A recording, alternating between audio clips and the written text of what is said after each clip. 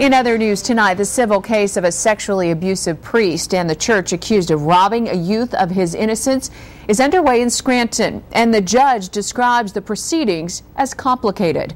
An 8-member jury has the task of hearing what could amount to more than 100 hours of testimony. I-Team reporter Joe Holden is following the proceedings at the Neyland Federal Courthouse.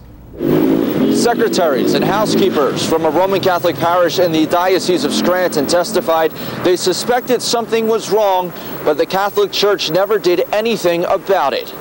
In a videotaped deposition, retired Bishop James Timlin was asked if he ever put a sexually abusive priest back into service. He slammed his hands on a desk and answered yes. The leaders of the Diocese of Scranton allegedly knew about an abusive priest but did nothing.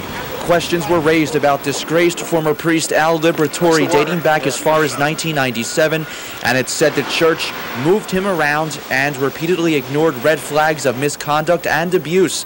The victim's attorney called it a scandal. An attorney for the victim accused Bishop Emeritus James Timlin and Father Joseph Kopaz, the former vicar of the diocese, of doing nothing.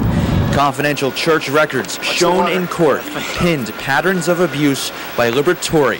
In one record, the diocese reported it never took action because there was never a victim. Liberatore pleaded guilty in 2004 to abusing his victim. The crimes happened inside Sacred Heart Parish Rectory over the course of several years. The victim's attorney said the abuse was kept a secret because Liberatore allegedly threatened to commit suicide if it ever got out. Attorneys for the diocese and its leaders dispute reports of a cover-up and failure to disclose the abuse, saying the victim is after money. I asked two of the witnesses why, with all of these suspicions, no one ever initially called the police. They answered they thought the church would handle it. Testimony is expected to continue in the morning. This trial could last 3 weeks. Reporting from Scranton, I'm Joe Holden, WBRE News.